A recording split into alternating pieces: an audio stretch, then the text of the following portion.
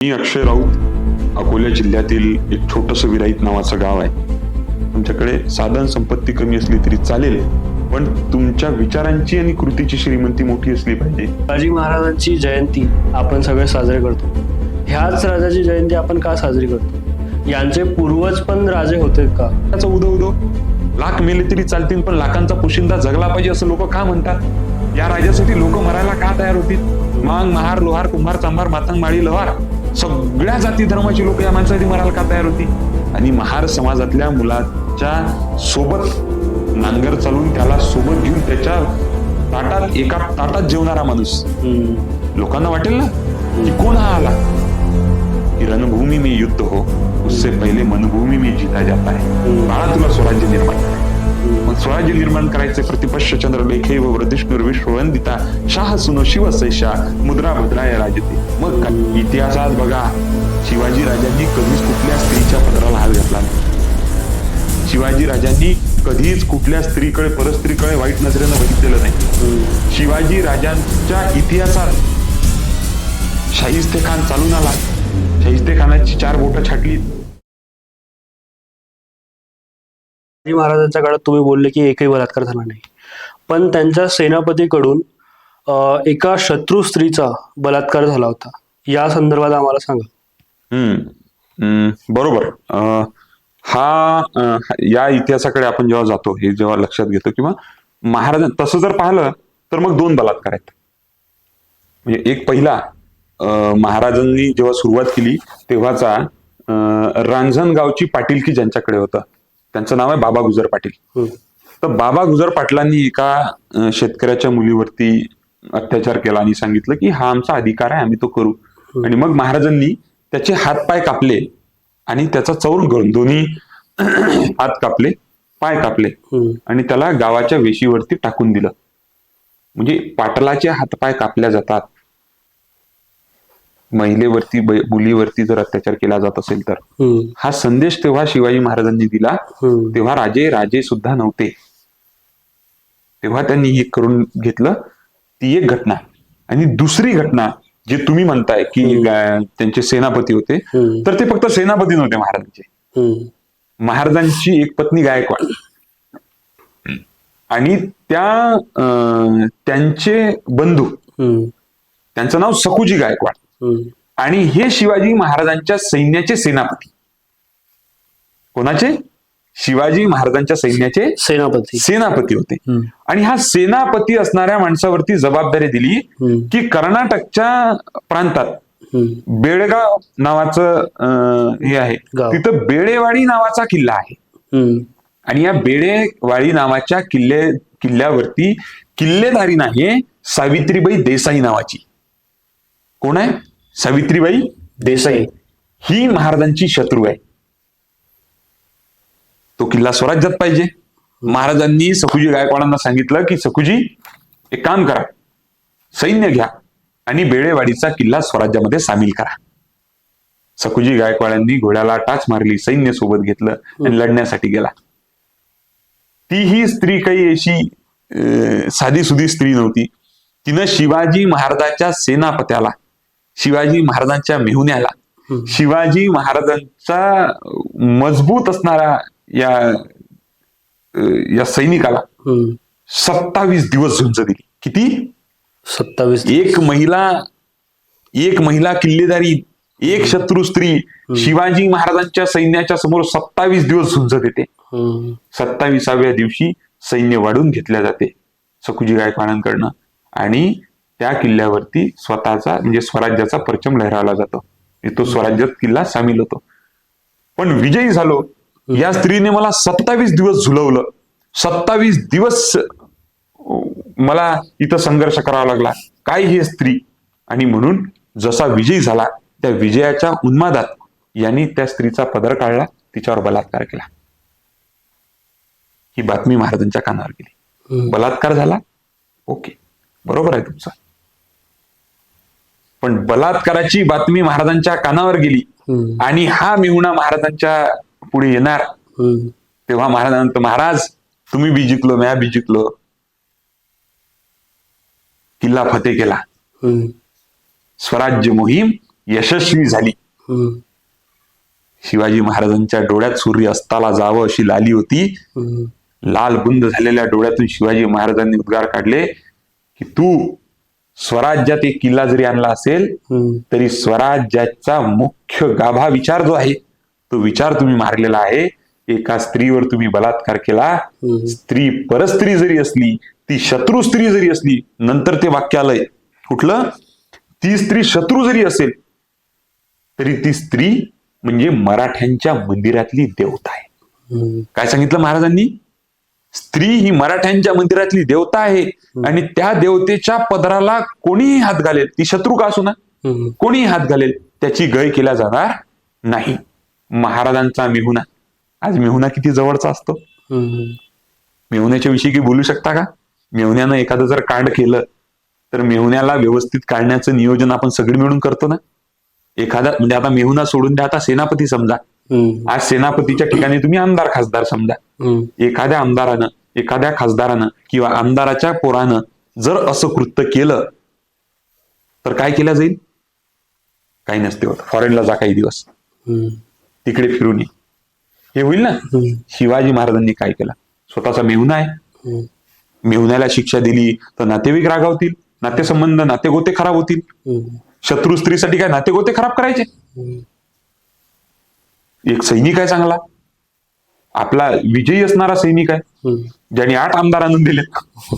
उदाहरणार्थ 27 दिवस झुंज दिली. 27 दिवस झुंज दिली आणि तो बेळेवाडीतला कर्नाटकातला किल्ला आपल्याकडे आणला. हम्म. याचं तर शाल श्रीपट देऊन स्वागत केलं पाहिजे. हम्म. जाऊ द्या, झाला बलात्कार शत्रू स्त्रीवर झाला, आपल्याला काय करायचं त्याचं.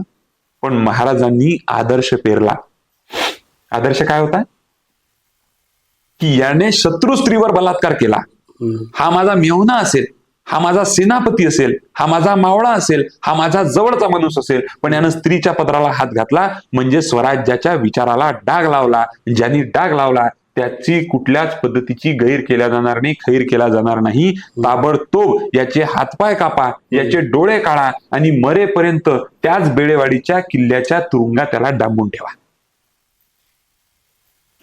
हातपाय कापले, डोळे काढले आणि मरेपर्यंत स्वतःच्या सेनापत्याला हम्म. तुरुंगात डांबणारा माणूस म्हणजे शिवाजी महाराज. ज्या स्त्रीवर ज्या माणसाने बलात्कार केला आणि ज्या राजासाठी केला, म्हणजे शिवाजी ज्या राजासाठी केला नाही म्हणता येईल त्याला, हम्म.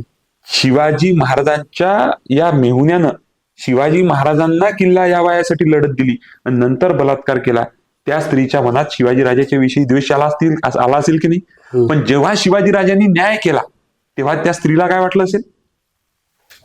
तेव्हा त्या स्त्रीला वाटलं की नाही, हा राजा परस्त्रीचा सन्मान करणारा राजा आहे, हा राजा माझ्या पदराची कदर करणारा राजा आहे. आणि नंतर ती स्त्री जेव्हा महाराजांकडे दरबारात आली तर तेव्हा तिच्या आताही अशा कथा आहेत की तिच्या लहानशा बाळाला महाराजांनी मांडीवर घेतलं आणि स्वतःच्या हातानं चमच्याने दूध पाजलं आणि सांगितलं की आज तुझ्या पदराला हात लागला, मी तुझ्या नजरेत नजरा टाकून बोलू शकत नाही, परंतु हा शिवाजी नावाचा तुझा मोठा भाऊ हा सदैव तुझ्या पाठीशी असेल. मी मरेल पण तुझ्या पदराला आजच्या पुढे हात घालू देणार नाही, हात लागू देणार नाही. जिंकलेला किल्ला, 27 दिवस झुंज दिलेला किल्ला शिवाजी महाराजांनी परत दिला, तिला तिची किल्लेदारी केलं आणि त्या स्त्रीला शिवाजी महाराजांनी अभय दिलं. किती मोठी गोष्ट आहे, खूप मोठी गोष्ट आहे. आजच्या जर काळात आपण प्रश्न विचारतो, म्हटलं प्रज्वल रेवन्ना रेड्डी किती महिलांसोबत काय घाणेरडे अत्याचार केले, मला बोलायचं काम नाही. कुलदीप सिंग सेंगर बलात्कार करायचा आणि घरातले सगळे लोक मारून टाकायचे मुलीसहित. तो ब्रिजभूषण शरण सिंग, देशाला पहिलं कुस्तीत मेडल आणून देणाऱ्या साक्षी मलिक, विनेशा फोगाट आंदोलन करत होत्या, स्वतःची मेडल डोनेट करून टाकले, त्याग केला त्यांच्याविषयी. आज देशातले अनेक प्रकरण बघा. मला तुम्हाला साधा प्रश्न विचारायचा आहे की कोणत्या नेत्याच्या गाडीत तुम्ही तुमच्या बहिणीला पाठवू शकता? कुठल्याच नाही. कोणत्या नेत्याच्या सोबत तुम्ही तुमच्या आईला बहिणीला पाठवू शकता? जे नेते छत्रपतीचा आशीर्वाद पाहिजे, छत्रपती शिवाजी महाराज आमचे आदर्श आहेत असं म्हणतात, त्यांच्यासोबत पाठवू शकतो का? नाही पाठवू शकत. त्यांना हा आदर्श दिला पाहिजे की सत्तेत असू, आपल्यासाठी आमदार असणारा, खासदार असणारा असो, त्याने जर चूक केली, त्याच्या मुलाने जर चूक केली, तर त्या स्त्रीला न्याय हा भेटलाच पाहिजे. नाहीतर उन्नाव, अंकिता भंडारी प्रकरण, मी किती प्रकरणं वाचू तुमच्या समोर, अनेक प्रकरणं आहेत. आजच्या राजकारणाला, आजच्या समाज व्यवस्थेला, आजच्या लोकांना शिवाजी महाराजांकडून घेण्याचा आदर्श म्हणजे सखुजी गायकवाड मेहुणा असो, सेनापती असो, की माझा सैनिक असो, बावळा असो, त्यानं चुकीचं काम केलं, तो चुकीचाच आहे हे म्हणण्याची ताकद आणि त्याच्यावर इम्प्लिमेंट करून त्याला शिक्षा देण्याची दानत ही छत्रपती महाराजांमध्ये होती. म्हणून छत्रपती महाराजांचं नाव आजही अजरामर आहे, मनावर आहे. आणि म्हणून शिवाजी महाराजांसाठी आजही आपलं काळीज म्हणजे आपल्या काळजामध्ये म्हणजे आपल्या स्वतःसाठी जेवढी जागा नाही तेवढी महाराजांसाठी आहे. शिवाजी महाराजांच्या सैनिकांचं वेगळेपण सांगा ना मला थोडं. हे बघ आयुष, शिवाजी महाराजांच्या सैन्याचं वेगळेपण जर समजून घ्यायचं असेल तर यापूर्वीचे सैनिक कसे होते हे समजून घेतलं पाहिजे. यापूर्वीचे सैनिक कसे होते, मग तूच मला सांगत होता की बाई, बाटली आणि सत्ता ह्या 3 गोष्टी त्यांना लागायच्या. मग शिवाजी महाराजांच्या सैन्याचं वेगळेपण हे होतं की त्यांना बाई, बाटली, सत्ता लागत नव्हती. क्रमांक 1. क्रमांक 2, यांना कधीच वतनदारी, जहागिरी याच्यासाठी पाटील की कुलकर्णी हे तर महाराजांनी नष्टच केलं होतं सगळं. याच्यासाठी ते कधीच लढणारे नव्हते. इतर जी लोक होती ती यासाठी लढायची, इतर सैन्य. तिसरी महत्वाची गोष्ट की शिवाजी महाराजांचे सैनिक हे पूर्ण वेळ सैनिक नव्हते. बघा, महाराजांनी पूर्ण वेळेचं सैन्य उभं केलं नाही. काय कारण होतं त्यामागचं, की जर पूर्ण वेळ मी सैनिक असेल तर माझ्या प्रांतात असणाऱ्या शेतकऱ्याच्या शेतातलं जे काही पीक असेल त्या पिकाच्या विषयी, त्या समाजाविषयी माझ्यात आत्मीयता असणार नाही. म्हणून महाराजांचं सैन्य हे काही काळासाठी शेतकरी असायचं. म्हणजे जेव्हा शेतीचा हंगाम लागायचा तेव्हा ते 4-6 महिने शेती करायचे आणि मग उर्वरित काळात महाराज मोहिमा करायचे. म्हणजे जो शेतकरी स्वतः शेतात राबतो, जो बियाणं टाकतो, हिरवगार रान फुलवतो, शेत तयार करतो, आता हा सैनिक जेव्हा मोहिमेला जातो तेव्हा शिवाजी महाराजांची या सैनिकांना आज्ञा होती. महाराजांनी ट्रेंड आर्मी तयार केली आणि आर्मीला फक्त ट्रेन नाही केलं लढण्यासाठी, तर त्यांना मस्तकानं, मनगटानं तर तुम्ही लढाच, पण मनानं सुद्धा तुम्ही तिथं प्रेझेंट असले पाहिजे. तुमचं मन हे क्रूर नसावं. महाराजांनी क्रूर सैनिक तयार केले नाही. महाराजांच्या सैन्यात असा क्रूर कोणीतरी होता असं तुम्ही ऐकलं का? तुम्ही ऐकलं असेल की असा माणूस होता, त्यांच्यासोबत मोठा माणूस होता, त्यांच्याकडे तलवारी होत्या आणि तो लोक कापत सुटायचा. असे अनेक लोकांचे आपण अनेक राजांच्या काळातली अशी लोक पाहिलीत. आपण हॉलिवूडमध्ये सुद्धा ते पिक्चर पाहतो की तो भुकेलेला असतो, तो तुरुंगात डांबलेला असतो, मग लोकांना चिरडण्यासाठी त्याला बाहेर काढलं जातं. एवढंच काय, तर आपण हे सुद्धा महाभारत असेल किंवा पुराणातल्या कथा असेल त्याच्यात पण आपण पाहिलं की मोठेच्या मोठे राक्षस असतात, ते मग यांच्या बाजूने लढतात. हे आपण पाहिलं. शिवाजी महाराजांच्या पूर्ण स्वराज्याच्या उभारणीत जितकेही सैनिक आहेत त्या सैनिकातला एकही सैनिक क्रूर नाही. प्रत्येक सैनिक मायाळू आहे. त्यांच्यात माया आहे, प्रेम आहे, वात्सल्य आहे, करुणा आहे, एकमेकांविषयीचा आदर आहे, समोरच्याचा व्यापाराचा, व्यवसायाचा सन्मान आहे, स्त्रीचा सन्मान आहे. हे सैन्य महाराजांनी तयार केलं ना. मग कसं झालं हे तयार? आता या तयार करताना महाराजांच्या सैन्याला दिलेले आदेश हे जोपर्यंत आपण समजून घेणार नाही तोपर्यंत आजच्या काळात आपल्याला ते लक्षात येणार नाही. महाराजांना पहिला संदेश दिला. तो काय संदेश होता? की मोहिमेला जात असताना आपल्या बायकोला सोबत घेऊन जाऊ नये, अन्यथा मोहीम बाजूला राहील आणि संसार सुरू होईल. महाराजांनी दुसरी आज्ञा दिली की तुम्ही मोहिमेला तर गेले, पण मोहिमेला जात असताना तुम्हाला शेतं लागतील. त्या शेतकऱ्यांनी मोठ्या कष्टाने जमीन कसलेली आहे, मोठ्या कष्टाने पीक फुललेलं आहे आणि त्याच्या शेतातून जर आपलं घोडदळ गेलं, आपलं सैन्य गेलं तर त्याचं पीक निस्तनाभूत होईल. आणि ते जर पीक निस्तनाभूत झालं तर तो म्हणेल की मागही होणारा राजा तसाच होता, हाही राजा तसाच आहे. त्याचे सैनिकही तसेच होते, जे शेतातून न्यायचे, शेतातून चालायचे, पिकं उद्ध्वस्त करायची, गाव उद्ध्वस्त करायची. महाराजांनी सांगितलं की आपल्याला त्यांच्यासारखं व्हायचं नाही, आपल्याला शेतकऱ्याच्या गवताच्या काळीलाही धक्का लागता कामा नाही. क्रमांक 2. क्रमांक 3, तुम्ही गावात जाल, गावात मुक्काम कराल. मुक्कामाच्या ठिकाणी गेल्यानंतर आपल्याकडे आज जी पद्धत आहे, म्हणजे तुझ्याकडे जर एखादा आमदार खासदार आला तर त्याच्या कोंबडीची सोय लावा लागते की नाही, त्याच्या बाटलीची सोय लावा लागते, त्याच्या जेवणा खावण्याची सोय लावा लागते. त्याचे पैसे देते का तो? त्याचा खर्च देते का? नाही. महाराजांनी काय सांगितलं, आपण जात असताना गावात मुक्काम पडेल. मुक्काम झाल्यास कुठल्याही गाव करायला तोशीस लागता कामा नये. माझा शब्द नाही बरं, महाराजांचा शब्द आहे, महाराजांच्या आदेशातला शब्द आहे. महाराज सांगतात की कुठल्याही व्यक्तीला कुठल्याही गाव करायला तोशीस लागता कामा नये, म्हणजे त्याला त्रास होता कामा नये. मग त्रास कुठला होऊ नये? तर त्यांनी सांगितलं की तुम्हाला जर भाजी खावीशी वाटलीच तर शेतकऱ्याच्या शेतातली भाजी तोडून नका आणू, त्याच्याकडे जा, त्याला भाजी मागा आणि त्या भाजीचा योग्य दाम त्याला द्या, योग्य छदाम त्याला द्या. छदाम हा शब्द वापरलेला आहे. काय करा? त्याचा मोबदला त्याला योग्य द्या. आज जर आपण नेत्यांसोबत गेलो, समजा आपण नेत्यांनी असं समजू, आपण नेत्यांसोबत गेलो तर कुठल्या तरी शेतकऱ्याच्या शेतातला हरभरा तोडून खाल्ल्यानंतर त्याला मोबदला देऊ का? देऊ का? त्याच्या शेतातल्या तुरीच्या शेंगा काढून खाल्ल्यानंतर मोबदला देऊ का? भुईमुगाच्या शेंगा काढल्यानंतर मोबदला देऊ का? त्याच्या शेतात एखाद्या मंत्र्याचा दौरा झाला तर त्यानं संत्र जर खाल्ले तर त्याचा मोबदला देऊ का? देणार? महाराजांचं काय पारीख, म्हणजे लोकांचा तो विषयच नव्हता ना.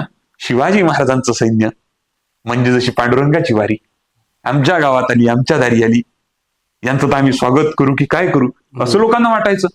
पण महाराजांनी सांगितलं नाही, भाजी खावीशी वाटली ना, तुम्ही नगदी छदाम द्या, खजिन्यातून तुम्हाला पैसा दिलेला आहे, त्याच याच्यावरती तुम्ही ती भाजी विकत घेऊन खाल्ली पाहिजे. क्रमांक 1. हे तर झालं व्यक्तींसाठी. एवढ्यावर थांबलं का? तुमच्यासोबत घोडे असतील, या घोड्यांना चारा वैरण लागेल, यांच्यासाठी लागणारा जो चारा वैरण आहे, या चारा वैरणीचा पैसा तुम्हाला खजिन्यातून दिलेला आहे. शेतकऱ्याच्या गुराढोरांचा असणारा चारा वैरण दाना पाणी हा कुणीही तसा घेऊन येता कामा नये. शेतकऱ्यांकडे जा आणि त्यांना सांगा की हे घ्या पैसे आणि आमच्या घोड्यांना चारा द्या. चारा द्यायसाठी कुणी मागे पुढे करेल का? चाऱ्यासाठी पैसा देणारा माणूस शिवाजी महाराज आहे. का लोकांना आपला वाटतो तो राजा? चाऱ्यासाठी पैसा दिला. एवढ्यावर थांबला का राजा? नाही. राजांनी सांगितलं की तिथल्या लोकांना त्रास होऊ देऊ नका, भाजी खावीशी वाटली तर विकत घेऊन खा, गुराढोरा जनावरांना म्हणजे तुमच्या घोड्याला लागणारा जो की दाना वैरण आहे ते शेतकऱ्यांकडनं विकत घ्या, त्या गावकऱ्यांकडनं विकत घ्या, त्याला त्याचा योग्य मोबदला द्या. याच्या पलीकडची सूचना आहे महाराजांची. तुमचं जेवण होईल, रात्रीच्या वेळेला तुम्ही झोपाल आणि झोपत असताना तुम्ही दिवा पेटवून ठेवाल. त्या दिवा पेटवून ठेवल्यानंतर त्या दिव्याची वात विझवून झोपा. इतकी बारीक गोष्ट, दिव्याची वात विझवून झोपा, हे कोणत्या राजाने आजपर्यंत सांगितलं असेल का? राजांचे आदेश आहे, पत्र आहेत. आज सांगितलं की दिव्याची वात विझवून झोपा, कारण उंदीरी येईल, दिव्याची वात पळवेल, बाजूला असणारा दाना वैरण चारा, ज्या काही म्हणजे पूर्वी लाकडाच्या आणि गवताची घरं असायची ती पेटतील.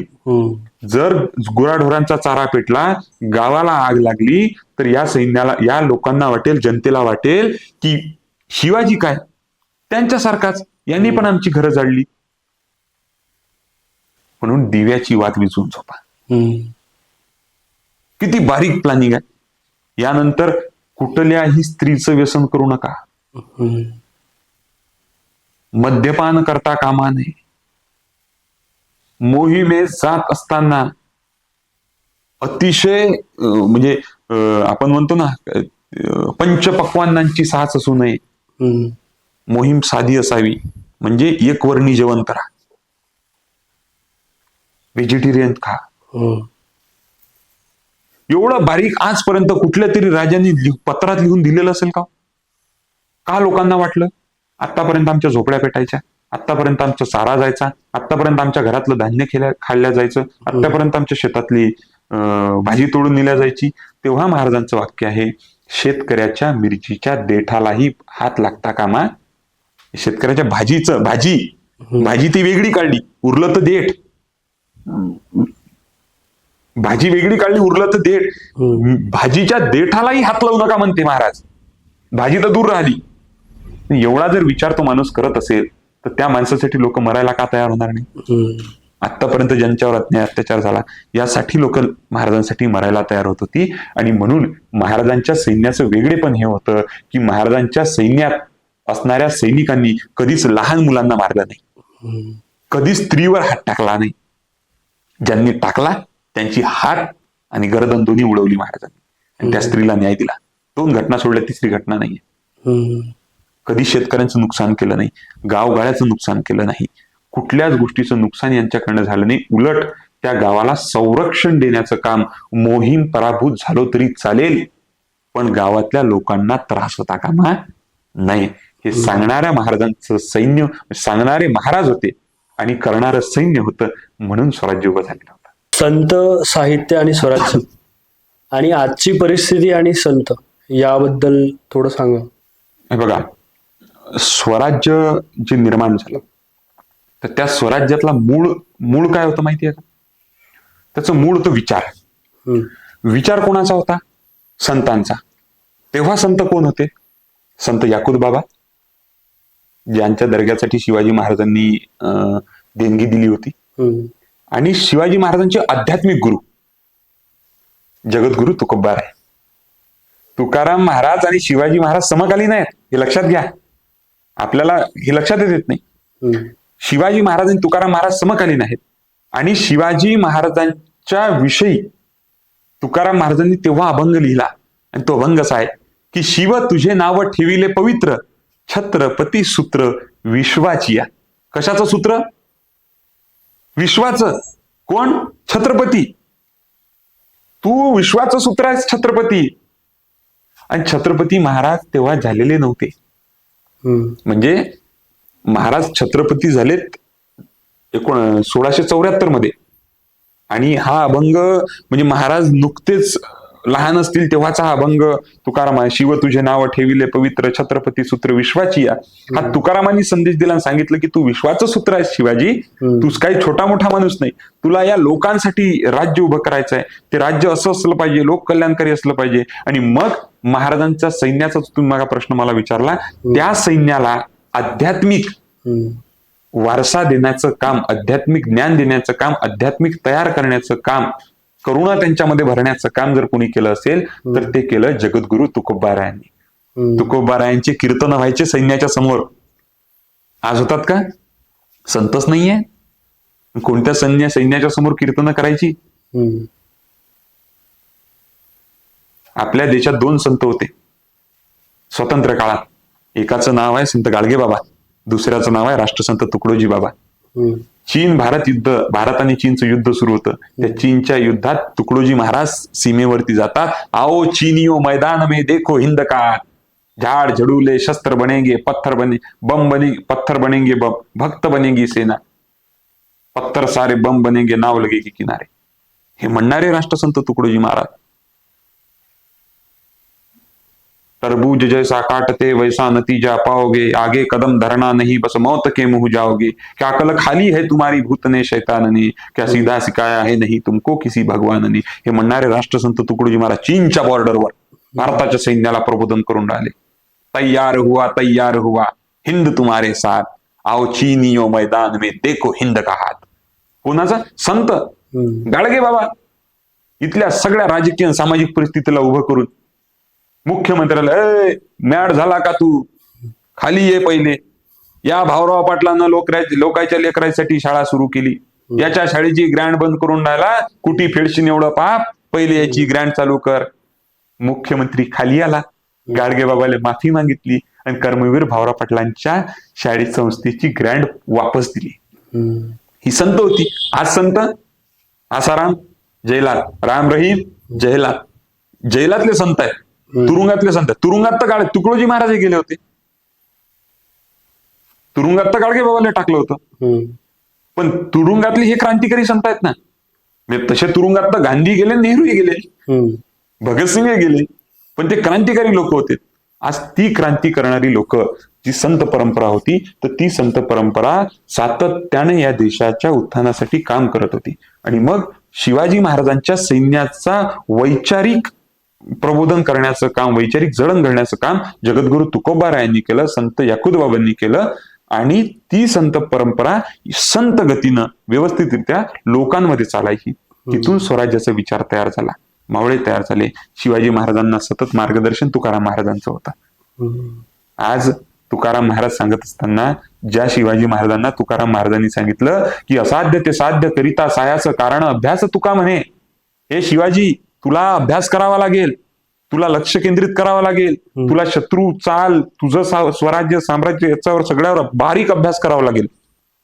आणि जे तुला साध्य करायचं आहे, जे असाध्य आहे, जे कुणीच आजपर्यंत साध्य करू शकलं नाही, ते असाध्य असणारी गोष्ट जर तुला साध्य करायची असेल तर त्याचा एकच उपाय आहे, तो म्हणजे अभ्यास आहे. असाध्य ते साध्य करिता सायास कारण अभ्यास तुका म्हणे. तर तो जो संदेश होता, तो संदेश स्वराज्यात होता, तो विचार स्वराज्यात होता.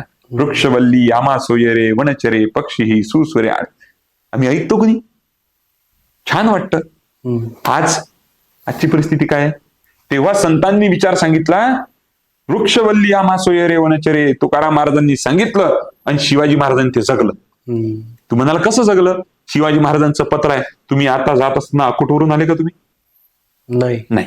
अकोटला जर तुम्ही गेले तर अकोटमध्ये शिवाजी कॉलेज आहे. शिवाजी कॉलेजमध्ये शिवाजी महाराजांचा पुतळा आहे. त्या शिवाजी महाराजांच्या पुतळ्याच्या खाली महाराजांचं पत्र आहे. आणि त्या पत्रात महाराजांनी सांगितलं की तुम्हाला जहाज बांधणीसाठी लाकूड लागत असेल, तुम्हाला स्वराज्याच्या कामासाठी लाकूड लागत असेल, तर शेतकऱ्यास राजी करून, काय म्हटलं? शेतकऱ्यास राजी करून त्याला योग्य छदाम देऊन शेतकऱ्याच्या संतोषे, म्हणजे त्याचा संतोष, त्याला कुठं नाराजी नसावी, त्याचा संतोष झाला पाहिजे. त्याच्या संतोषे त्याच्या शेताच्या बांधावरचं वठलेलं झाड तोडावं, सोकलेलं झाड तोडावं. आणि एक झाड जर तोडलं तर लगेच तिथं वेगवेगळी झाडं लावावी. किती घनदाट जंगल होतं तेव्हा. एवढ्या घनदाट जंगले तर वृक्षवल्ली आम्हा सोयरे संतांचा विचार राजांनी अंमलात आणला. आज आपल्या इथं ते मध्यंतरी 3 कोटी वृक्ष लागवड झाली होती. एक वृक्ष दाखवावं कोण? झाली का? नाही. आपलं आरेचं जंगल कुणाला दिलं? मला सांगायची गरज नाही. अरावली पर्वत तोडल्या चालला की नाही? याच्याही पेक्षा पलीकडे सगळे जंगल तोडल्या चालले, खाणी विकल्या चालल्या, सगळं गणित आपण बाजूला ठेवू. प्रभू श्रीरामावरती सत्ता आली की नाही देशात? कोणावरती आली? प्रभू श्रीरामांच्या नावावरती सत्ता आली. मग प्रभू श्रीरामांच्या नावावरती आलेली सत्ता, प्रभू श्रीरामाच्या पत्नीचं अपहरण कुठं झालं? ते झालं नाशिकच्या जंगलात. त्या जंगलाचं नाव काय? त्या जंगलाचं नाव आहे तपोवन. आणि मग आपण जेव्हा वाचतो आदो राम तपोवनादि गमनम विद्याहरम कांचनम, ऐकतो ना आपण? आदो राम, सर्वात पहिले राम कुठे गेले? तर तपोवनात गेले. आणि त्या रामाच्या नावावर जिथं सत्ता बसवल्या गेली, त्याच रामाचं नाव घेऊन साधू संत हे जंगलातच स्वतःची समाधी लावतात, तिथं ज्ञान प्राप्त करतात. झाडाखाली बसून, बोधी वृक्षाखाली बसून गौतम बुद्धांनी ज्ञान प्राप्त केलं. नेवासाला ज्ञानोबा रायांनी, कुठल्याही संताचं तुम्ही पहा की त्यांनी जंगलं निवडली ऋषी मुनी संत परंपरेनं. पण काय झालं? या संत परंपरेने हा अध्यात्म सोडला. शिवाजी महाराजांनी तो पकडला, जगला आणि झाडं लावली. सोकलेल्या झाडाशिवाय झाड तोडलं नाही.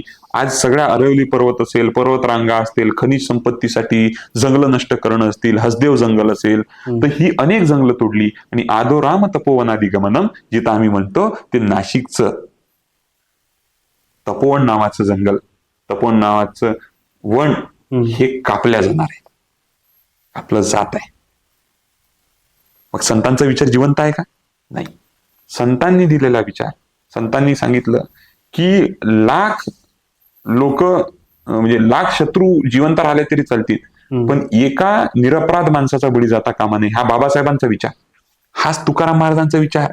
तुकाराम महाराजांनी शिवाजी राजांना हा संस्कार दिला की शिवबा, तुला स्वराज्य तर उभं करायचं आहे, पण स्वराज्य उभं करत असताना निरपराध माणसांचा बळी जाता कामा नये. गोर गरीब कष्टकरी सामान्य महिला स्त्री लहान मुलं यांना त्रास होता कामा नये शिवबा तुझ्या स्वराज्याच्या उभारणीत. तू स्वराज्य तर उभारशील पण संस्कार विसरून जाशील. म्हणून महाराजांच्या काळात कोणालाच त्रास नाही, संतांचा विचार जगला गेला. मंदिरं, पंढरपूरच्या वारीला जाणाऱ्या वारकऱ्यांना संरक्षण देण्याचं काम शिवाजी महाराजांनी केलं. आणि मध्यंतरी तुम्ही ऐकलं असेल की गळ्यात टाळ घालून शेतकऱ्यांच्या मागण्या दिंडीत करणारे देवेंद्र फडणवीस आणि पुढे चालून त्यांनी स्वतः गृहमंत्री असताना त्यांनी दिलेले पोलिसांना आदेश आणि वारकऱ्यांवर झालेला लाठीचार्ज किती घाण आहे.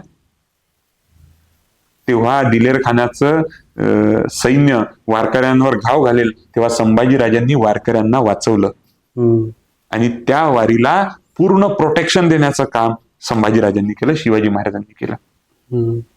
आज वारीला काय प्रोटेक्शन आहे? पोलीस यंत्रणा सगळी चालू आहे, व्यवस्थित आहे, पण पोलीस यंत्रणा लाठीचार्ज करून टाक ना. कुणावर? त्या वारकऱ्यांवर की जे वारकरी प्रचंड शिस्तीत आहे. पांढरा शर्ट, पांढरा पैजामा, गळ्यात पांढरा दुपट्टा, हातात विना, गळ्यात टाळ, मृदंगावर थाप, अभंगाची साथ असे असणारे वारकरी शिस्तीत चालतात. घाटातून जात असताना तुम्ही बघा, एकही वारकरी इकडे तिकडे जात नाही. पण वारकऱ्यांवर वार झाला, वारकरी संपवल्या चालला, वारकऱ्यांचा छळ केला चालला. आणि मग कोणीतरी येतं, तुकारामाची वेशभूषा करतं, डोक्यावरती तोच तुकाराम महाराजांचा पगडा घालतो आणि टिक्का बुक्का लावण्यासाठी कागदा चालवतो. चालत नाही. आणि हे स्वतः सांगतात की आम्ही रामाचे भक्त, आम्ही संत तुकारामांचे भक्त, आम्ही संत साहित्याचे भक्त. यांचे संत कोणते? यांच्या पहिले पाया ज्यांनी आता जी काही लोक आहेत, आता जी की राज्यकर्ते, मी राज्यकर्त्याच्या अनुषंगाने बोलतोय, तेव्हा शिवाजी महाराज राज्यकर्ते होते, त्यांचे गुरु तुकाराम महाराज होते. आज जे राज्यकर्ते आहे त्यांचे गुरु आसाराम, राम, रहीम हे आहेत ना. यांचे काय ढंगरे आहेत ते मला वेगळं सांगायचं काम नाही. म्हणजे या देशासाठी समर्पण देणारा सोनम वांगचुक आज तो तुरुंगात आहे आणि ज्यानं बलात्कार केले तो पेरोलवर बाहेर आहे. श्रीरामांचे विचार घेऊन चालतात हे, तर त्या विचारांवर श्रीरामांचा विचार कोणता आहे? तर श्रीरामांचा विचार आहे गोर गरीब कष्टकऱ्यांना सगळ्यांना एकत्रित घ्या.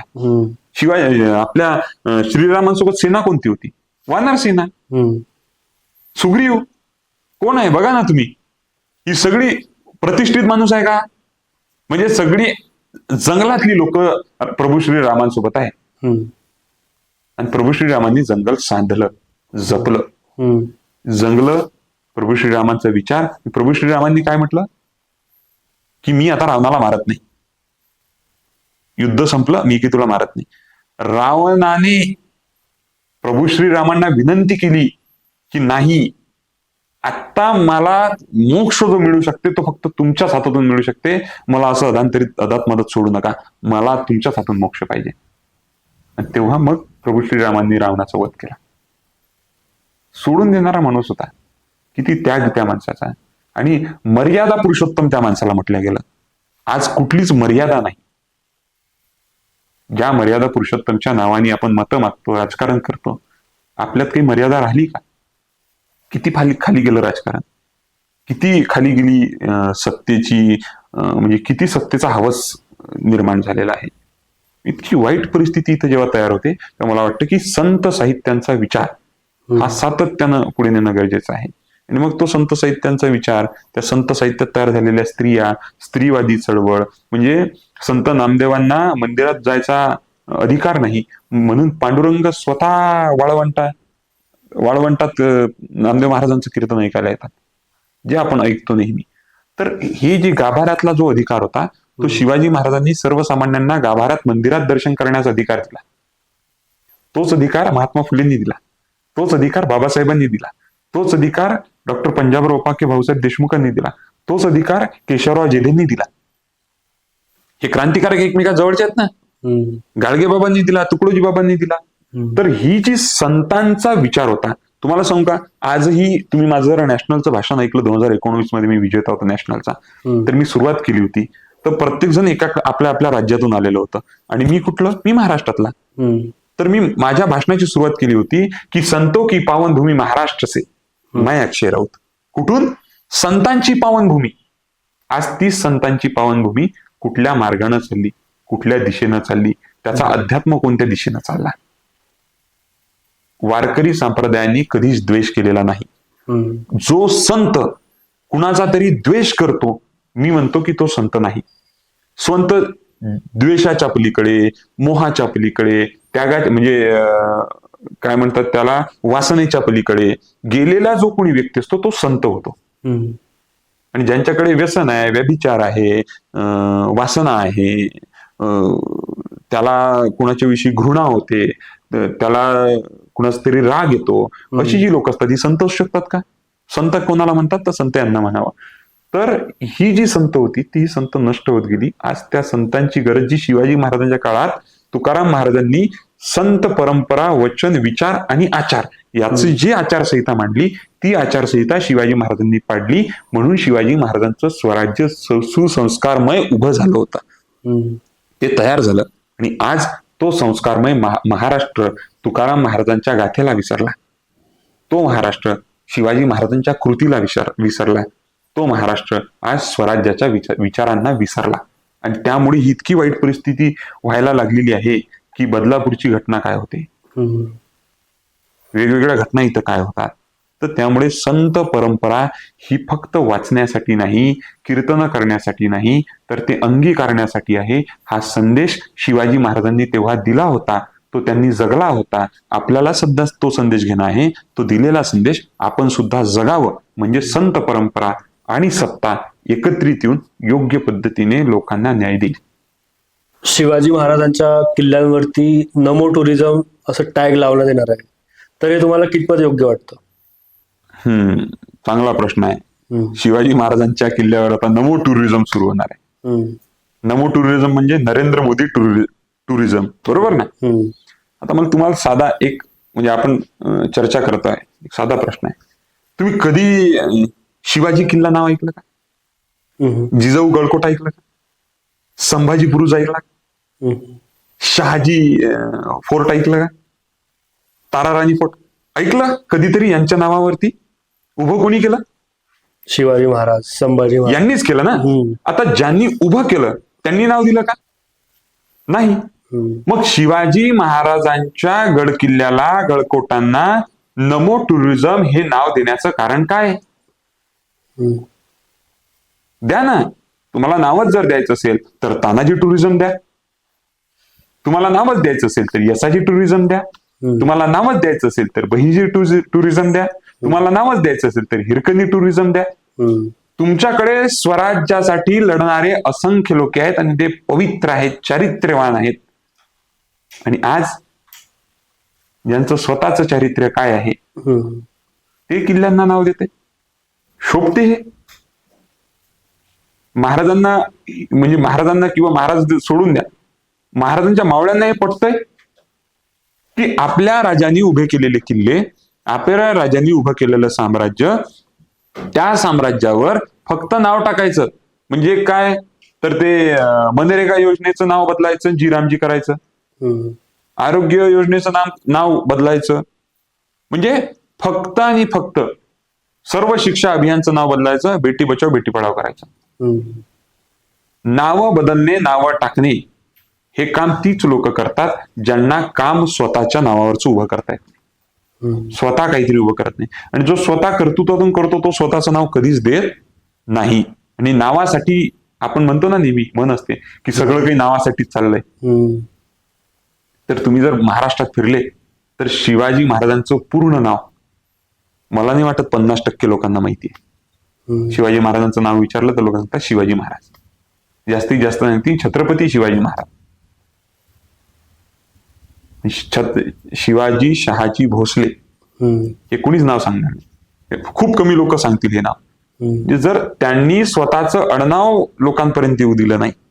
अडनावातून जात दिसते, जातीतून धर्म बाहेर येतो, धर्मातून काय म्हणतात त्याला, एकमेकांविषयीचा जो प्रेमाचा सलोखा असतो तो नष्ट होतो. म्हणजे विचार करा की आज आपण गोष्टी ऐकतो की जात सोडली, सरनेम सोडलं, ह्या चर्चा आपण ऐकतो ना.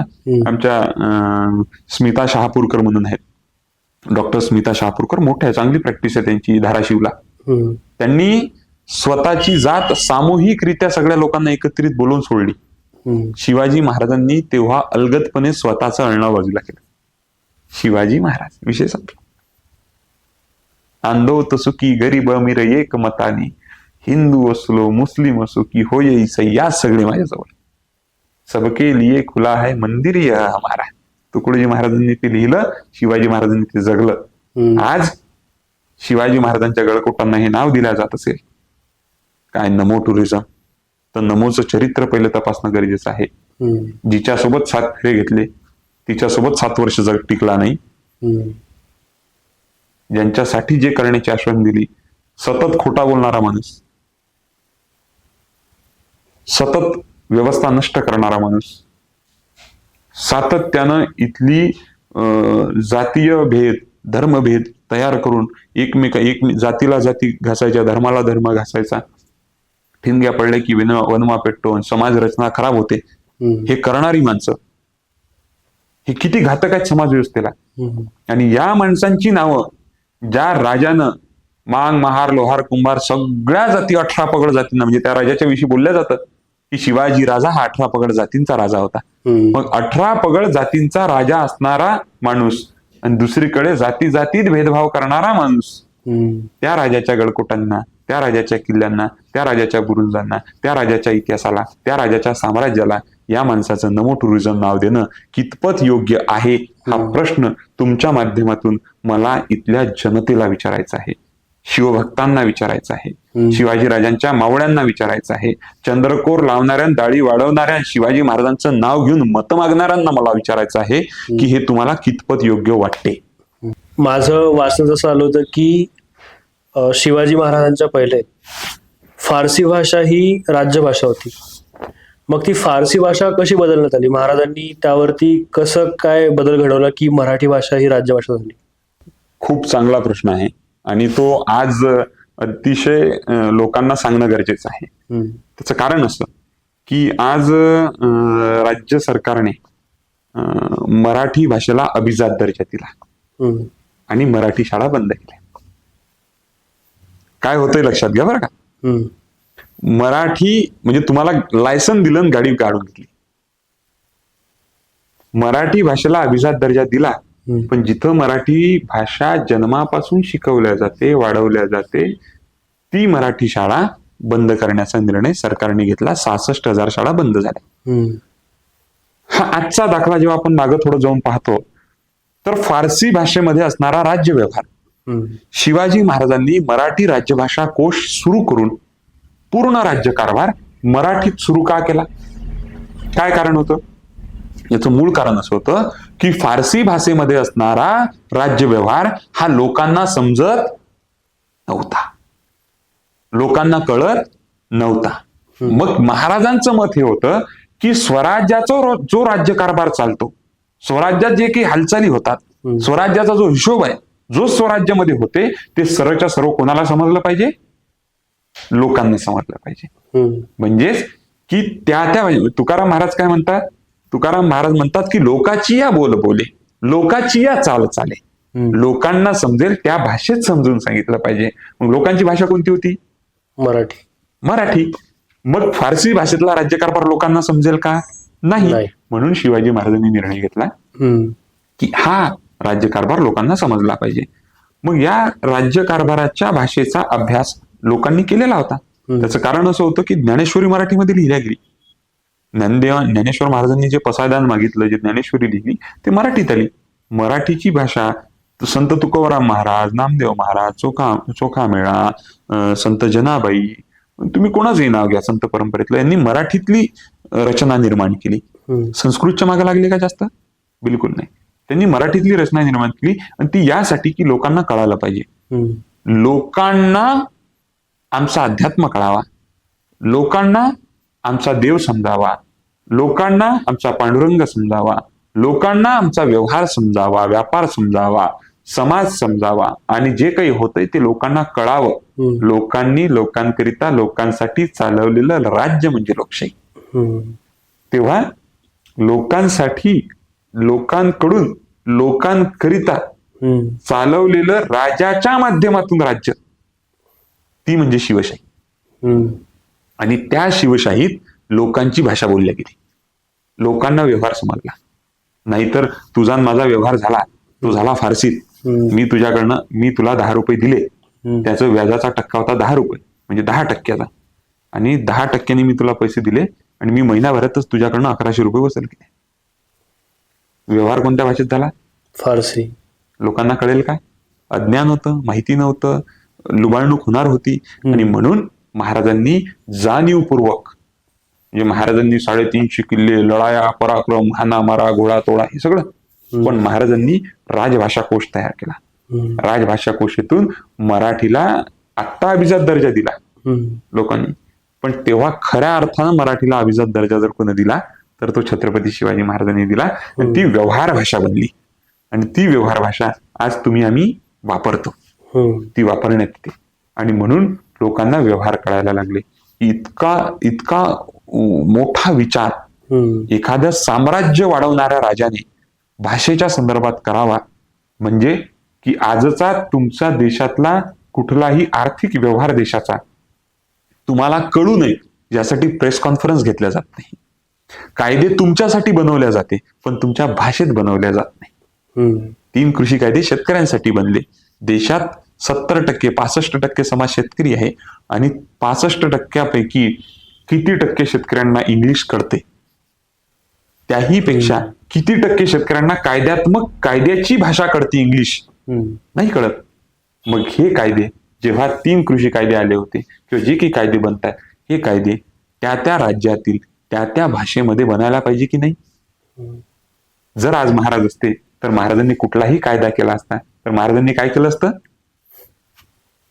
लोकांना कळेल त्या भाषेत सांगा, मराठीत ते कायदे केले असते. आणि म्हणून महाराजांचं मोठेपण याच्यात आहे की महाराजांनी लोकांना राज्यात काय चाललं आहे हे समजलं पाहिजे, यासाठी राज्यकारभार चालवला, लोकांसाठी राज्यकारभार चालवला. परंतु आज महाराजांचा आशीर्वाद मागून सत्तेत बसणारी लोकांचं कसं वाटोळं होईल आणि त्यांना ते कसं कळणार नाही याची सगळं नियोजन आज राज्यकर्ते करताना दिसतायत. म्हणून महाराजांचं नाव घेणं, महाराजांचा पुतळा बांधणं, महाराजांच्या नावाचा जय जयकार करणं हे काम नाही, तर महाराजांनी जे काम सुरू केलं, जे लोकाभिमुख काम तयार केलं, लोककल्याणकारी राज्याची संकल्पना राबवली, ती लोकांपर्यंत त्यांच्या हातात देणं हे राज्यकर्त्यांचं काम आहे. हा आदर्श शिवाजी महाराजांचा राज्यकर्त्यांनी घेतला पाहिजे, या मताचा मी आहे.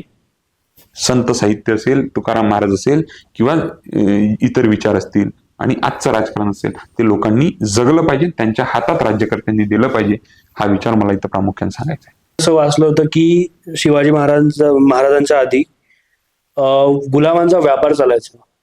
तो व्यापार असा राहायचा की त्यांना विकायचं, द्यायचं, इकडं विकायचं, तिकडं विकायचं, त्यांचं ट्रान्सपोर्ट एक्सपोर्ट चालायचं. तर छत्रपतींनी तो बंद कसा केला? पूर्वी लोकांना पहिले गुलाम बनवायचं. काय करायचं? पहिले लोकांना गुलाम बनवायचं. गुलाम बनवलेली लोक ही इतर राज्यांमध्ये, इतर देशांमध्ये विकायची. त्यातला सगळ्यात मोठा जो म्हणजे गुलामांचा किंवा म्हणजे व्यक्तीचा विक्री होती ती म्हणजे स्त्रियांची. महाराजांनी काय केलं? महाराजांनी सांगितलं की कुणीही कुणाला गुलाम बनवता कामा नये. काय सांगितलं? कुणीही कुणाला गुलाम बनवता कामा नये, कुणी कुणाला गुलाम बनवू नये. आणि तो बनवला तर त्याची गाठ स्वराज्याची आहे, शिवाजी राजाच्या तलवारीची आहे. महाराजांनी हा आदेश काढला आणि पोर्तुगाल जी लोक होती तर ही लोक आपल्या इथली गुलाम जहाजात भरून न्यायची. जे राजे होते, ज्या सल्तनती होत्या, त्यांना गुलाम लागायचे कुठल्या तरी इमारतीची निर्मिती करण्यासाठी, किल्ल्यांची निर्मिती करण्यासाठी. तुम्ही तो बाहुबली चित्रपट पाहिला ना? त्या बाहुबली चित्रपट भल्लाल देवची मूर्ती बनवल्या जाते सोन्याची, ते ओढणारी लोक असतात, ती गुलाम होती. त्यांना काही मजुरी वगैरे काही नसते, ते गुलाम असतात. त्यांना फटके वटके सगळं ते. अशा गुलामांना कुठल्याही म्हणजे गुलामांना गुलामींची जाणीव करून द्या, म्हणजे तो बंड करून उठेल, हे जे बाबासाहेबांनी सांगितलं होतं. पण गुलामच तयार होऊ नका, हे तयारच होता कामा नये, हे सांगणारे शिवाजी महाराज होते. आणि मग शिवाजी महाराजांनी व्यवस्थित रचना केली आणि सांगितलं की कोणी गुलाम बनणार नाही. ज्याला गुलाम बनवलं त्याला सोडलं आणि ज्यांनी गुलाम बनवलं त्याला शिक्षा दिली. मग आपल्या इथल्या स्त्रिया जेव्हा विकण्याचं काम केलं विदेशांमध्ये, तर तेव्हा महाराजांनी समुद्र तट जे होते, समुद्र किनारे जे होते, त्या संपूर्ण समुद्र किनाऱ्यावरती शिवाजी महाराजांनी चोख बंदोबस्त लावला. माणसांचा व्यापार करणाऱ्या त्या जहाजांना पकडलं, या लोकांना सोडलं, आणि जे व्यापार करायचे त्यांना इतकी कठोर शिक्षा दिली की त्यांच्या घरच्यांनी त्यांना ओळखू नये. म्हणजे ती राजांना गुलाम लागायचे, आणि हा राजा गुलामगिरीच्या विरोधात आहे. म्हणून महात्मा ज्योतिबा फुलेंनी गुलामगिरी नावाचा ग्रंथ लिहिला. बाबासाहेबांनी गुलामांना गुलामींची जाणीव करून द्या, गुलाम कोणी राहू नका हे सांगितलं. आणि भारतीय संविधानानं सगळ्यांना समान अधिकार दिला. कोणी गुलाम नाही, कोणी लहान नाही, कोणी मोठा नाही, सगळे व्यक्ती समान आहेत. तरी सुद्धा आज देशामध्ये 13,500 महिला गायब आहेत.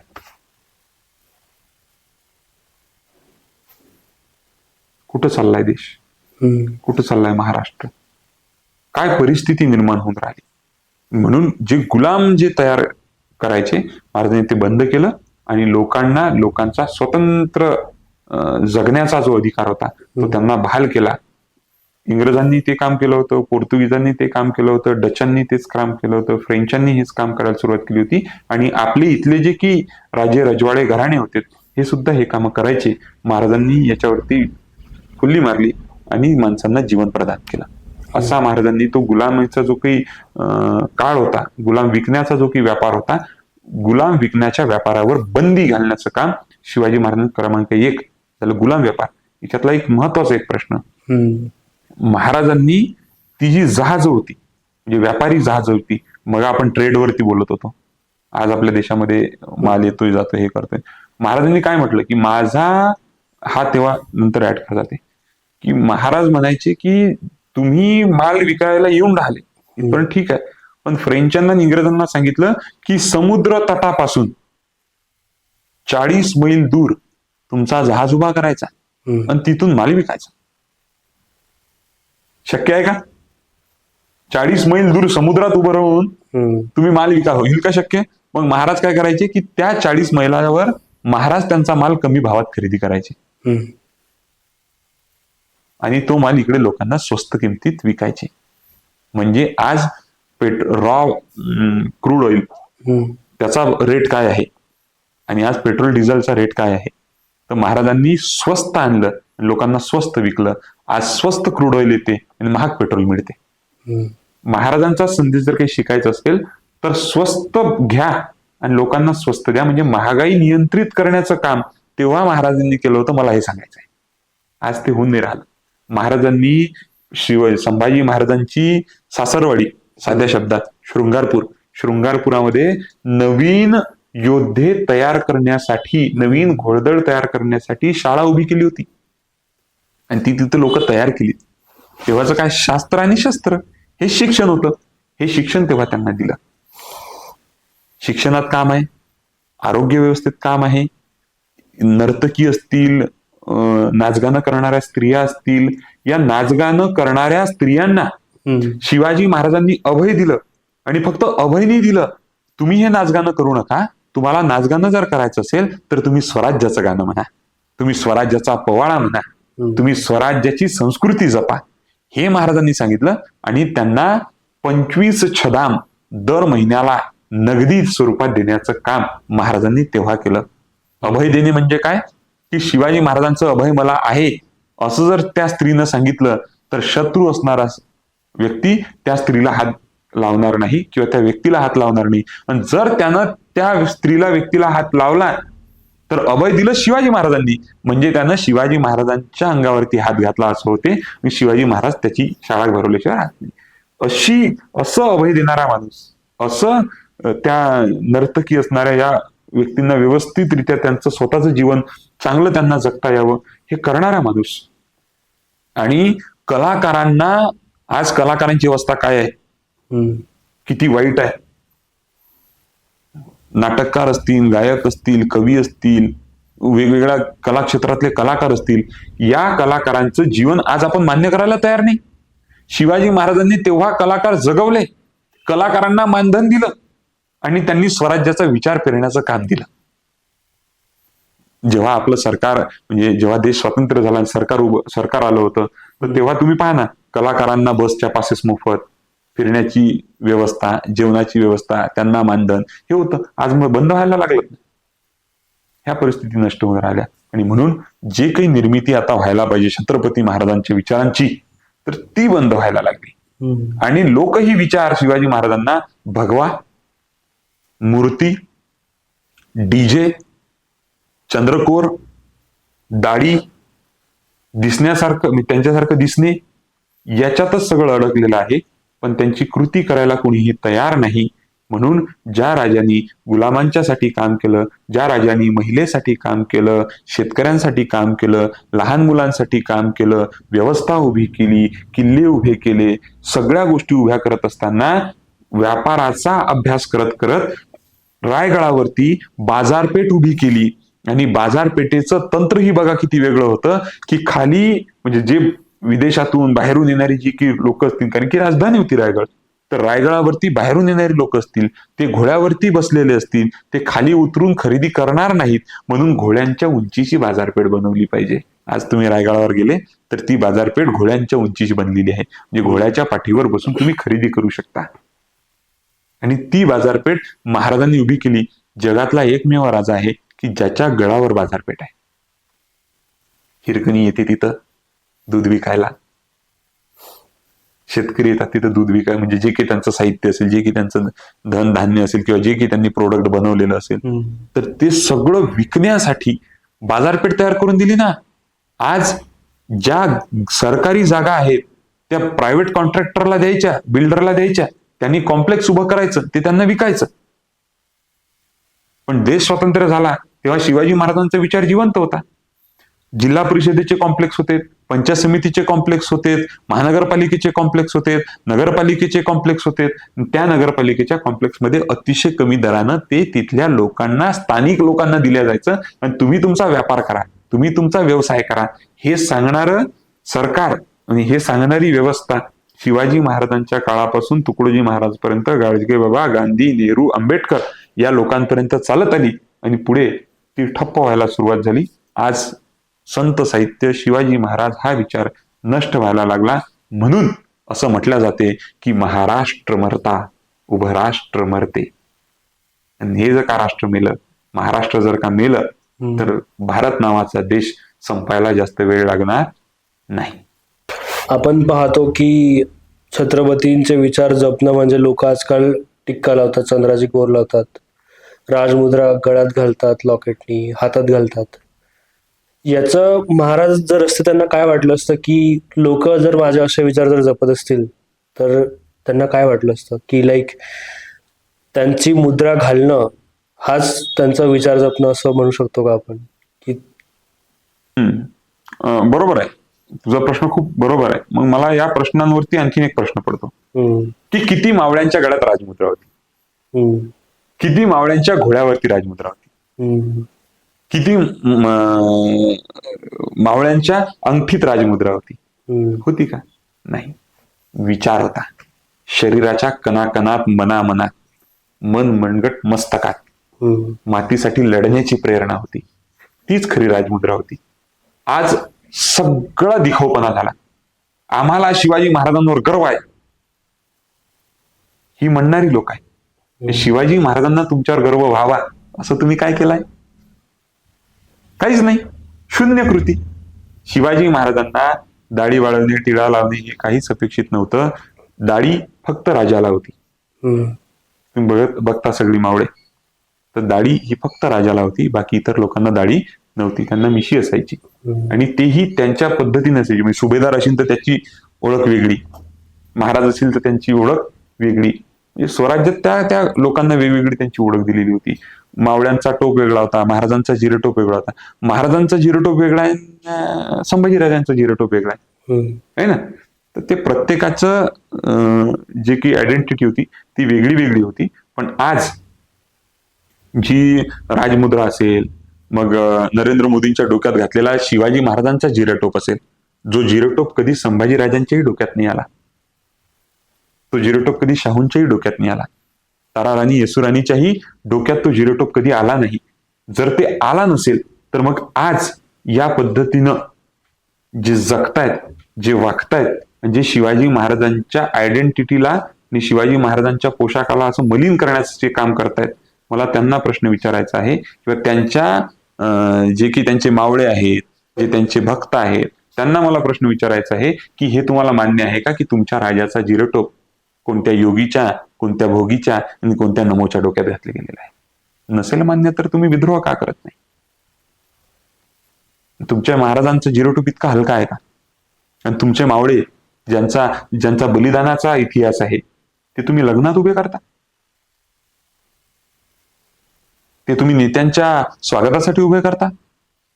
एके ठिकाणी तर शिवाजी महाराजांची वेशभूषा करून एक व्यक्ती उभा केला आणि तो येणाऱ्या मंत्र्याच्या समोर मुजरा करतो.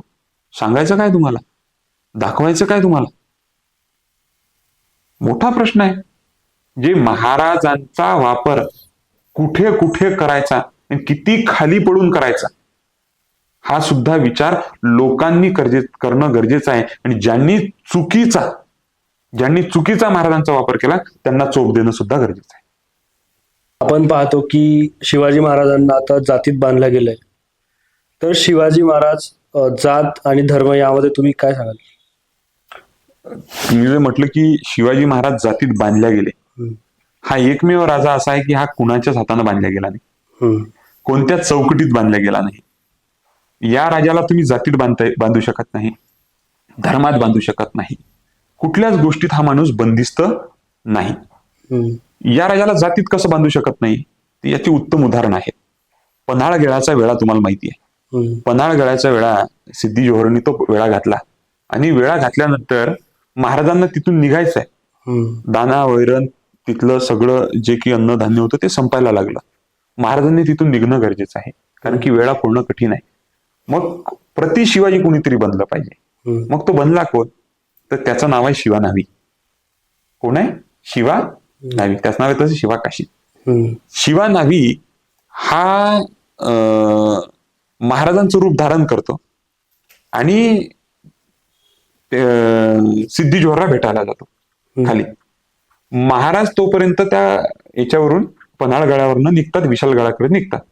विशालगडाकडे जात असताना हा खोटा शिवाजी आहे म्हणून शिवा न्हावी मारला गेला. आता खोटा शिवाजी आहे हे काही वेळानंतर उघडकीस येणार होतं की नाही, माहिती होतं की नाही. शिवा न्हावी का मारायला तयार झाला? तो मराठाही नव्हता, महाराजांचा नातेवाईकही नव्हता, भोसले नव्हता. का मारायला तयार झाला? शिवा न्हाव्याचं पन्हाळगडावरचं वाक्य आहे, जेव्हा शिवाजी महाराजांची सगळ्यांनी समजूत काढली की राज तुम्ही पुढे जा, आमच्यासारखे गेलेत तरी काही हरकत नाही, लाख मेले तरी चालतील, पण लाखांचा पोशिंदा जगला पाहिजे, म्हणून तुम्ही सुखरूप पहिले विशालगडावर जा, पन्हाळगडा आमच्याकडे सोडा, मी जातो. आणि तेव्हा शिवा न्हाव्याने म्हटलं की राज मी जन्माला जरी शिवाजी म्हणून आलो नसेल, मरताना मला शिवाजी म्हणून मरू द्या. तो घडी तिथून निघाला आणि माहिती होतं मरणार आहे. पुढच्या 10, 15, 20 मिनिटात, अर्ध्या तासात, एका तासात जो काही वेळ गेला असेल त्या वेळात मी मरणार आहे हे 100% माहिती होतं. तरी सुद्धा माणूस गेला. इथंच थांबलं का? नाही. पन्हाळगडाच्या वेळा पुढून महाराज पुढे निघाले. सिद्धी जोहरला माहित पडलं की आता शिवाजी महाराज पुढे निघाले, म्हणून त्यांनी लगेच पाठलाग केला आणि मग पुढे आलं ती म्हणजे घोडखिंड. त्या घोडखिंडीचं नाव आजचं म्हणजे पावनखिंड. त्या पावनखिंडीत उभा होता म्हणजे महाराजांसोबत धावत येणारा माणूस, त्याचं नाव आहे आपले बाजीप्रभू देशपांडे. महाराजांना काय म्हटलं? महाराज विशाळगडावरती तुम्ही सुखरूप पोहोचा, तोपर्यंत ही खिंड लढवण्याची जबाबदारी माझी. जोपर्यंत विशालगडावरनं तोफेचा आवाज माझ्या कानात येत नाही तोपर्यंत हा बाजी प्राणाची बाजी लावेल, पण इथून बाहेर यांना जाऊ देणार नाही. व्यूहरचना आखल्या गेली. सिद्धी जोहर, त्याचा वेळा, बंदूकधारी सगळी लोक आली आणि त्या लोकांनी तो लढा दिला. रक्तरंजित इतिहास झाला. माणसं मारल्या गेली. 2 हातात 12 तास तलवारी घेऊन लढत होते आणि महाराज विशालगडावरती पोहोचून राहिले. लढणारे कोण होते? बहिजी आपल्या बाजीप्रभू देशपांडेचं नाव आपल्याला माहिती आहे, पण बाजीप्रभू देशपांडेच्या सोबत 100-500 लढणाऱ्या लोकांचं नाव माहिती नाही ना इतिहासाला. पण ती लढत होती, मरत होती. का? काही जमीनदारी भेटणार नव्हती, पैसे भेटणार नव्हते, काही बाई बाटली हे काहीच भेटणार नव्हतं, तरी लोक मरायला तयार होते. आणि त्यांचा म्होरक्या जो होता बाजीप्रभू देशपांडे, तो तर ब्राह्मण होता, तो तर महाराजांच्या जातीचा नव्हता. तरी सुद्धा बाजीप्रभू तिथं महाराजांसाठी मरायला का तयार झाला? जातीचा राजा होता का? पहिला शिवानवी, दुसरा बाजीप्रभू देशपांडे. त्यानंतर तुम्ही जर प्रकरण पाहिलं आग्र्याचं, मदारी मेहतर, हिरोजी फर्जंद, शोधा जातींची. मदारी मेहतर महाराजांचा नातेवाईक असण्याचं काही कारण नाही, हिरोजी फर्जंदचा काही संबंध नाही.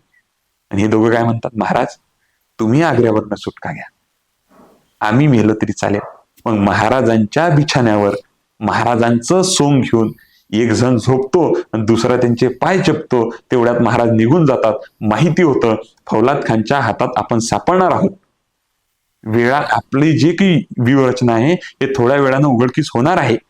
महाराज तर निघून गेले, पण आपल्याला निघून जाता येणार नाहीये. आपण हाती फसणार, मरणार माहिती आहे. तरी सुद्धा महाराजांच्या जातीचा, महाराजांच्या धर्माचा, महाराजांच्या घरातला, महाराजांचा नातेवाईक कुणीही नसणारा व्यक्ती या राजासाठी मरायला तयार झालेला होता.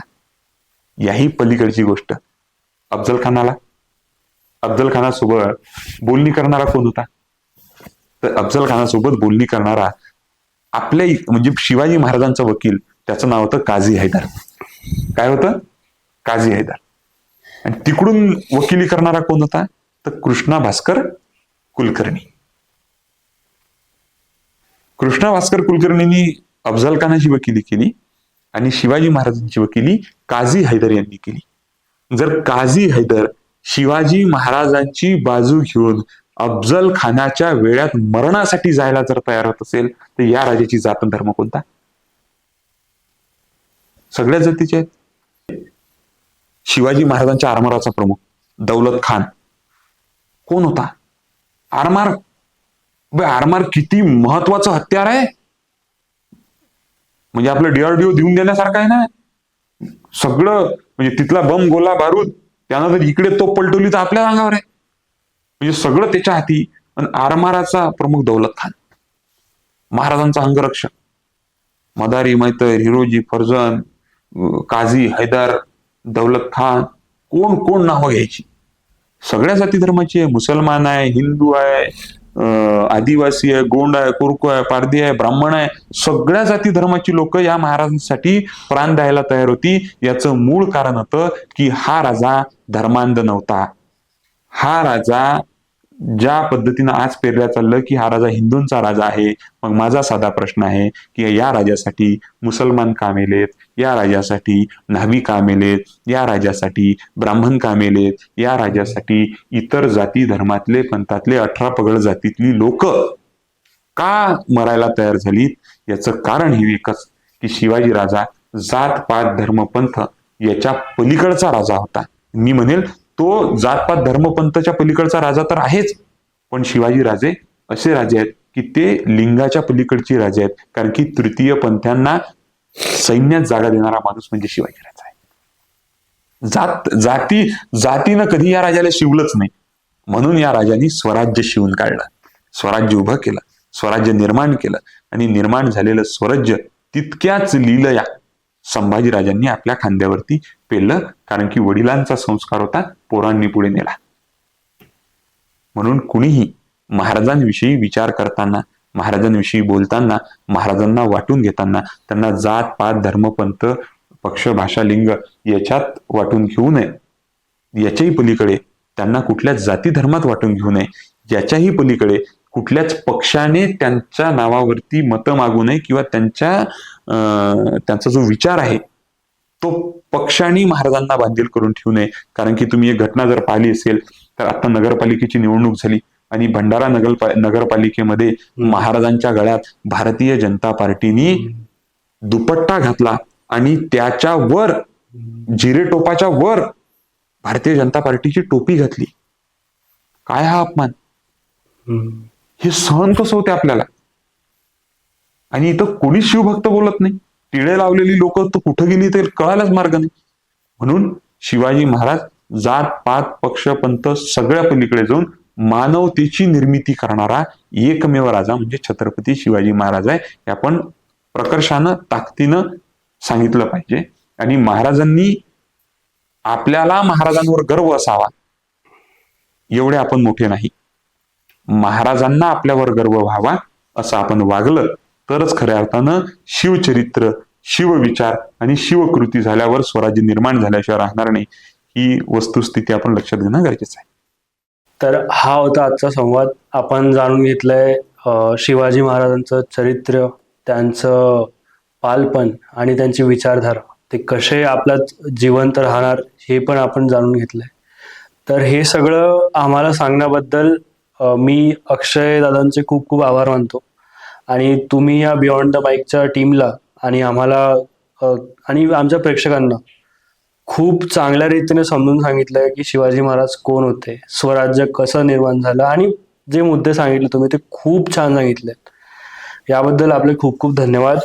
आणि मी बियॉन्ड द माईकच्या सगळ्या टीमच्या वतीने आणि आमच्या प्रेक्षकांच्या वतीने आपले आभार मानतो. धन्यवाद.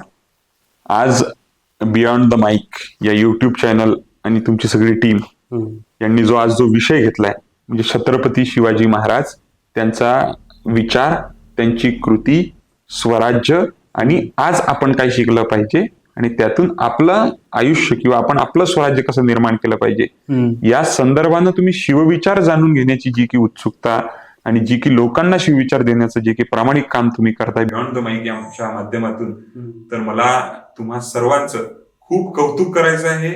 खूप मला आनंद झाला की आजची तरुण पिढी जी म्हणजे कुठेतरी वाईट मार्गांवरती जाताना दिसते, परंतु दुसरीकडे तुमच्यासारखी सगळी टीम एकत्रित येऊन शिवविचार पुढे नेण्याचा आणि तो जगण्याचा काम करतायत. त्याकरिता मी बियॉन्ड द माईक या युट्यूब चॅनलचे आणि तुमच्या सर्व टीमचे मनापासून आभार व्यक्त करतो. तुम्ही हे काम निरंतर चालू ठेवा.